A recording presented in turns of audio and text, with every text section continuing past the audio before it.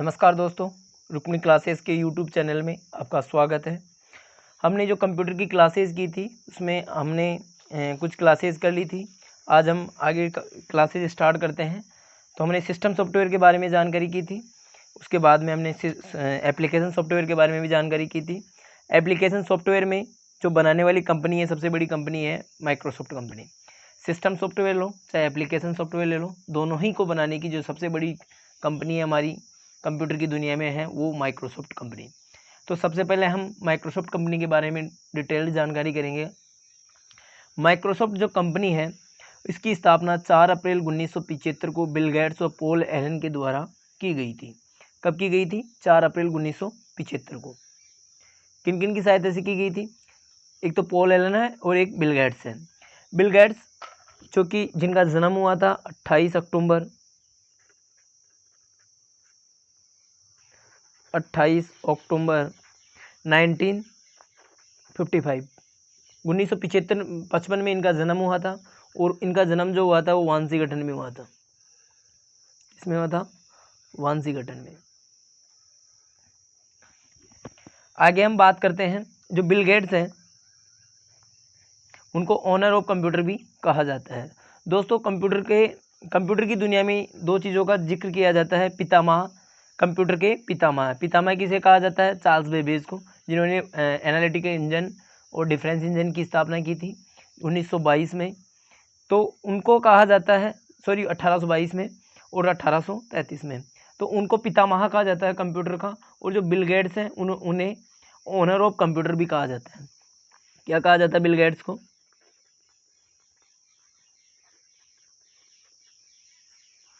Bill Gates को owner of computer.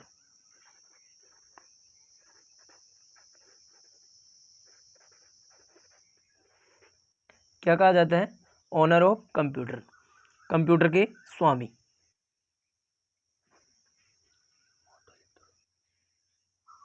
क्या कहा जाते हैं? स्वामी। उसके बाद में अपन बात करते हैं पॉल एलन की। तो पॉल एलन का जन्म हुआ था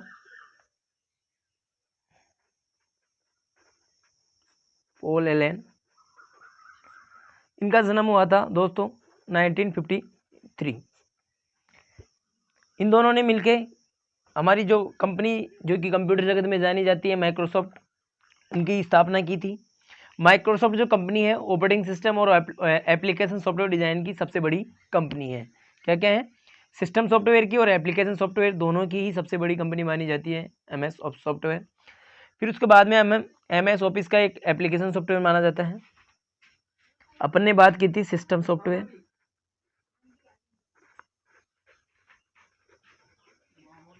और दूसरा बात की थी अपन ने एप्लीकेशन सॉफ्टवेयर।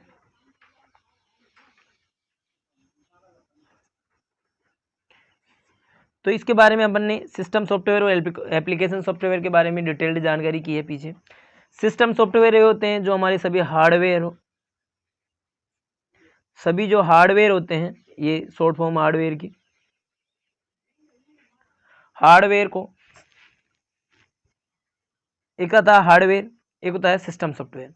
सिस्टम सॉफ्टवेयर जैसे अपना ऑपरेटिंग सिस्टम हुआ। कंप्यूटर की दुनिया में सबसे इंपॉर्टेंट माना जाता है ऑपरेटिंग सिस्टम। बिना ऑपरेटिंग सिस्टम के कंप्यूटर को ऑन नहीं कर सकते अपन। बिना कंप्यूटर की दुनिया, बिना OS के, ऑपरेटिंग सिस्टम के हम कंप्यूटर को ऑन नहीं कर सकते। तो हमारा जो सबसे पहला जो सिस्टम सॉफ्टवेयर माना जाता है, जो सबसे ज़्यादा ज़रूरी होता है, वो सिस्टम सॉफ्टवेयर। नेक्स्ट बात करते हैं यूटिलिटी की। ट्रांसलेटर होते हैं। सिस्टम सॉफ्टवेयर में ऑपरेटिंग सिस्टम की बात करते हैं तो कंप्यूटर को चलाने के लिए सबसे पहले क्या है, किसकी जरूरत पड़ती है? ऑपरेटिंग सिस्टम की। यूटिलिटीज़ होता है किसी भी चीज़ को समझने के लिए। ट्रांसलेटर होता है जैसे कि अपने सादा भाषा में अपन ट्रांसलेटर की बात करते हैं, अनुवादक बोला जाता है। क्या बोला जाता है? अनुवादक। अनुवादक इट मीन्स किसी एक लैंग्वेज को दूसरी लैंग्वेज में जो ट्रांसलेट करता है उसे ट्रांसलेटर कहा जाता है। जैसे अपन जो कोड लिखते हैं, कोई भी प्रोग्राम वगैरह लिखते हैं, वो किस में लिखते हैं? इंग्लिश लैंग्वेज में। किस में लिखते हैं? इंग्लिश में। और जो हमारा कंप्यूटर समझता है, इसके बारे में अपन ने पहले भी जानकारी की है, कंप्यूटर कभी भी इंग्लिश लैंग्वेज नहीं समझता, कंप्यूटर केवल मशीनी भाषा समझता है। कौन सी? मशीनी भाषा। और मशीनी भाषा में इंक्लूड करते हैं 0 और 1 को। किसको करते हैं? 0 और 1। तो हमारा जो कंप्यूटर होता है वो 0 और 1 की भाषा समझता है केवल, और जो हमारी इंग्लिश भाषा है उसमें अपन सॉफ्टवेयर लिखते हैं। तो इसको जो ट्रांसलेट करता है, जो हम इंग्लिश में जो हमारा सॉफ्टवेयर लिखे जाते हैं, कोई कोडिंग लिखी जाती है, उसको मशीनी भाषा में जो ट्रांसलेट कर रहा है वो, उसी का काम होता है ट्रांसलेटर। तो ये तो आते हैं अपने सिस्टम सॉफ्टवेयर के अंदर। नेक्स्ट बात करते हैं एप्लीकेशन सॉफ्टवेयर। एप्लीकेशन सॉफ्टवेयर होते हैं जो स्पेसिफिक सॉफ्टवेयर होते हैं, जो किसी जनरल पर्पज़ के लिए बनाए जाते हैं। जैसे MS ऑफिस है, ये एप्लीकेशन सॉफ्टवेयर का ही एक उदाहरण है। तो हम MS ऑफिस है एक एप्लीकेशन सॉफ्टवेयर का उदाहरण है। तो हम सबसे पहले जो MS ऑफिस का जो नवीनतम वर्जन है, लेटेस्ट वर्जन है, उसकी बात करेंगे। तो जो MS ऑफिस का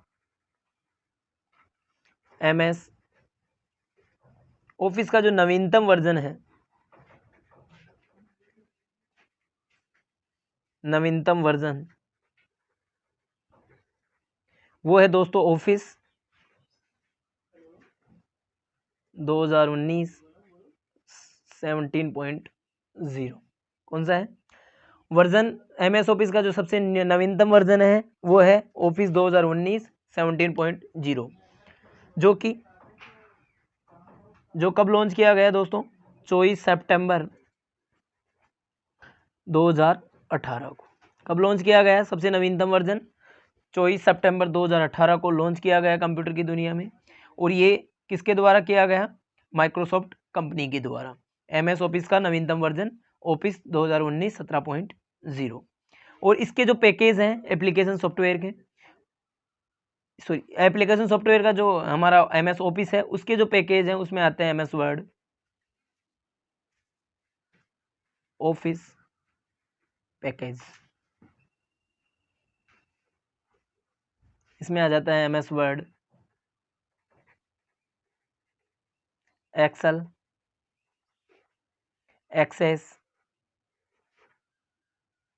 access, PPT, power point presentation. Word का यूज़ किया जाता है दोस्तों किसी भी डेटा को या वर्ड को लिखने के लिए। एक्सेल होता है हमारे कैलकुलेशन के लिए, एक्सेस होता है डेटा स्टोर करने के लिए, और PPT होता है प्रेजेंटेशन तैयार करने के लिए। जैसे कोई एग्जाम्स किसी भी सॉफ्टवेयर की PPT दिखानी होती है हमारे को, तो वो PPT में आता है, पावर पॉइंट प्रेजेंटेशन। तो इसके पैकेज हैं MS ऑफिस के, MS वर्ड हुआ, एक्सेल हुआ, एक्सेस हुआ, पावर पॉइंट प्रेजेंटेशन हुआ, ये सभी इसके पैकेज हैं और ये सभी एप्लीकेशन सॉफ्टवेयर में माने जाते हैं। तो यहाँ तक अपन ने जानकारी की है माइक्रोसॉफ्ट कंपनी की स्थापना के बारे में, जो कि 4 अप्रैल 1975 को बिल गेट्स और पॉल एलन के द्वारा किया गया। बिल गेट्स का जो जन्म हुआ था दोस्तों 18 अक्टूबर 1955 को हुआ था। और बिल गेट्स के कभी कभी फुल फॉर्म भी पूरा नाम भी पूछ लिया जाता है, तो विलियम हेनरी गेट्स है। क्या दोस्तों? यहाँ मैं लिख देता हूँ,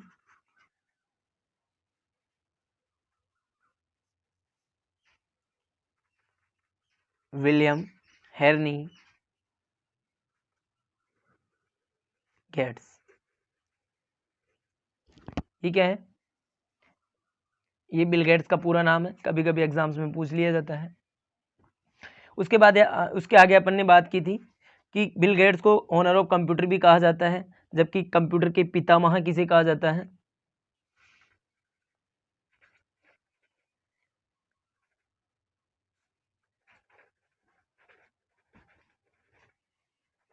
कंप्यूटर के पितामह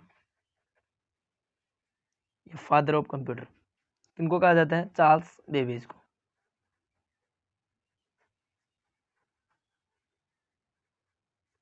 किसको कहा जाता है? चार्ल्स बेबेज को। क्यों कहा जाता है वो मैंने आपको पहले भी पढ़ा है। एनालिटिकल इंजन,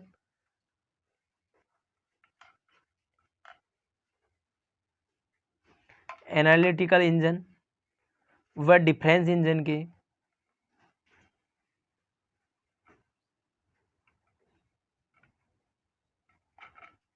की स्थापना करने के लिए या बनाने के लिए उनको फादर ऑफ कंप्यूटर भी कहा जाता है।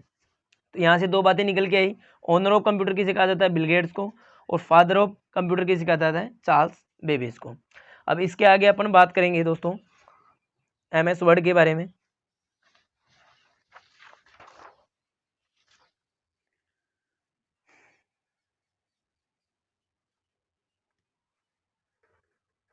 MS वर्ड, MS वर्ड क्या है दोस्तों? ऑफिस का पैकेज। क्या है दोस्तों? सबसे पहले ऑफिस का पैकेज। हमने वर्ड तो देख लिया, तो वर्ड को चलाएंगे कैसे? सबसे पहले बात ये आती है।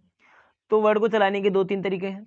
सबसे पहले क्या करेंगे अपन, जो MS वर्ड को चलाने के लिए अपन विंडोज़ की जो हमारा विंडो होता है उसकी रन मेन्यू में चलाने के लिए विनवर्ड या विनवर्ड EXE डालते हैं। क्या डालते हैं? रन मेन्यू खोलेंगे, जो हमारी डेस्कटॉप आएगी उसके अंदर एक रन मेन्यू होता है। उस रन मेन्यू को ओपन करेंगे और उसमें क्या लिखेंगे? या तो विनवर्ड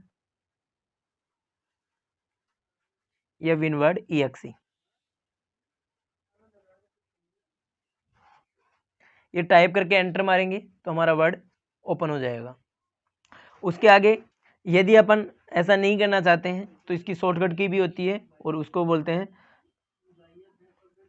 रन मेन्यू को चलाने के लिए। यदि किसी को रन मेन्यू नहीं चल रहा तो रन मेन्यू को चलाने के लिए क्या होता है?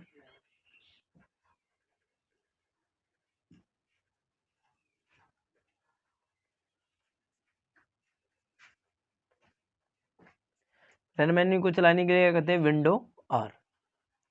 विंडो को विन लिखता हूं मैं, विंडो प्लस R। ये रन मेन्यू को ओपन करने की शॉर्टकट की होती है। तो MS वर्ड में जो भी फाइल्स बनती है हमारे को, तो कैसे पता चलेगा कि MS वर्ड की फाइल है, MS एक्सेस की फाइल है, MS अपने PPT की फाइल है या और कोई फाइल है? तो उसके लिए एक एक्सटेंशन कोड यूज़ किया जाता है। तो एक्सटेंशन कोड, उसको एक्सटेंशन नेम कहा जाता है। Extension name. तो वर्ड की जितनी भी फाइल्स होती है दोस्तों, उसके लिए एक एक्सटेंशन नेम होता है जिससे अपन देख के बता सकते हैं कि ये वर्ड की फाइल है या एक्सेल की फाइल है या एक्सेस की फाइल है। तो सबसे पहले जो हमारा वर्ड आया था वो आया था 1997। उसके बाद में 2000, 2003। इन सभी के लिए जो एक्सटेंशन नेम होता है दोस्तों वो होता है डॉक,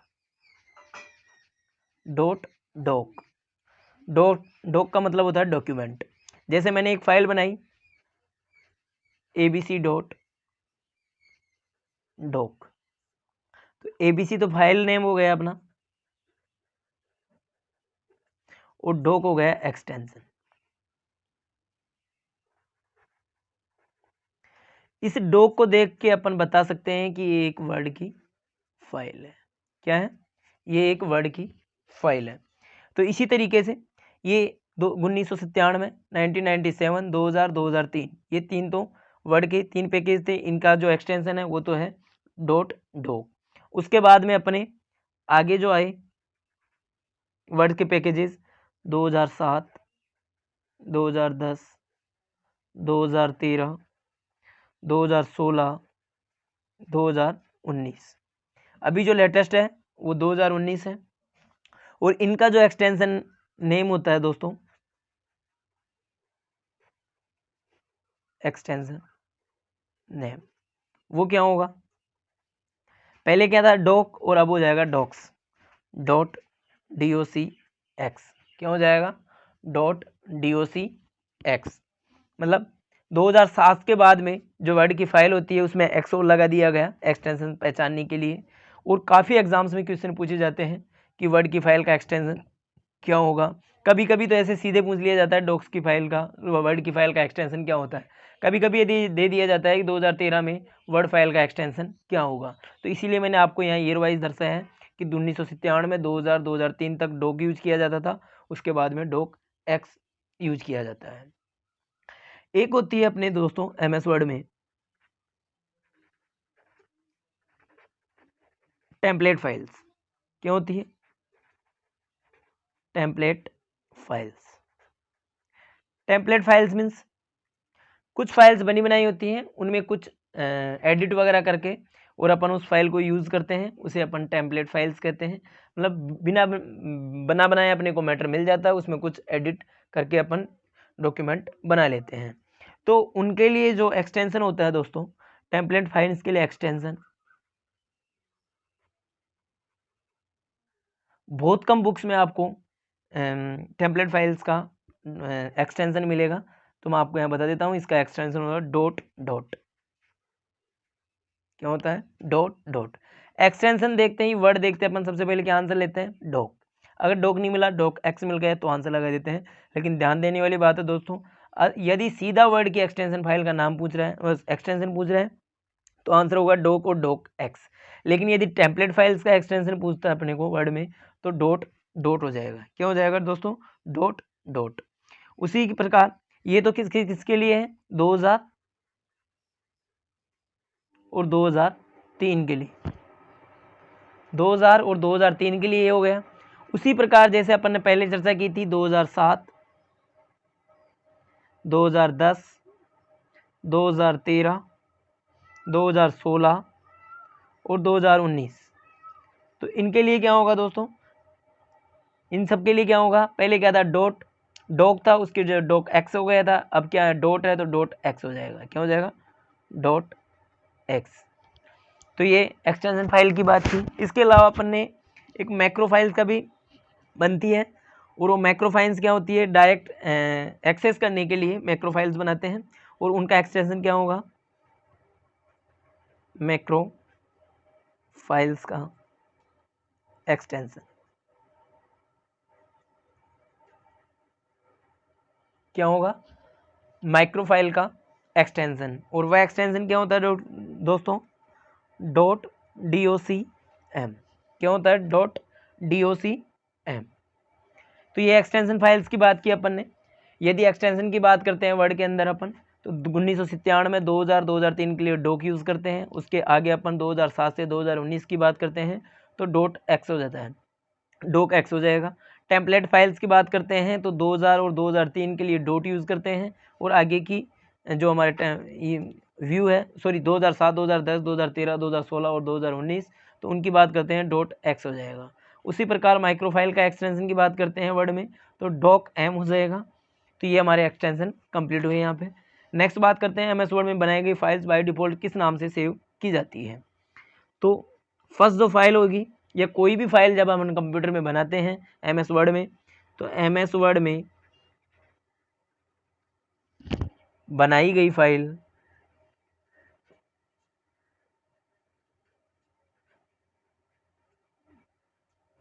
ऑटोमेटिकली या बाय डिफ़ॉल्ट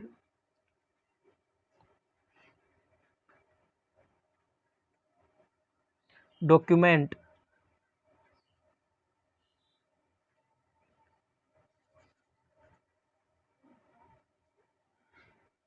डॉक्यूमेंट 1 के नाम से सेव हो जाएगी। यदि अपन उसको नाम देना चाहते हैं तो नेम सेव के नाम से सेव कर लेंगे और रीनेम कर देंगे। रीनेम से आप अपन जो भी नाम देना चाहते हैं वो मिल जाएगा, लेकिन बाय डिफ़ॉल्ट जो फाइल का नाम होता है वो डॉक्यूमेंट 1 हो जाएगा।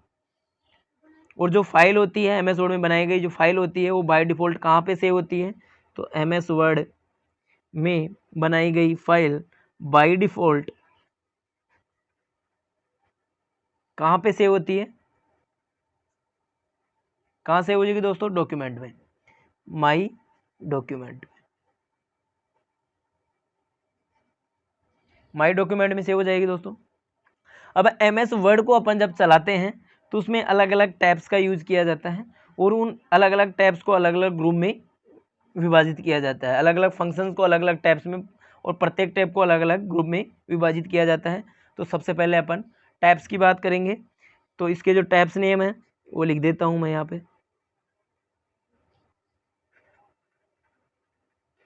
टैब्स नेम, सबसे पहला जो टैब है होम है। कौन सा है दोस्तों? सबसे पहला जो टैब है अपना वर्ड के अंदर वो होम है। उसके आगे बात करते हैं इंसर्ट आ जाता है, फिर पेज लेआउट आ जाएगा,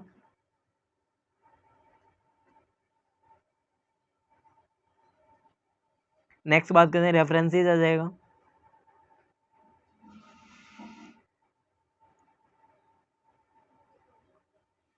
मेलिंग्स आ जाएगा,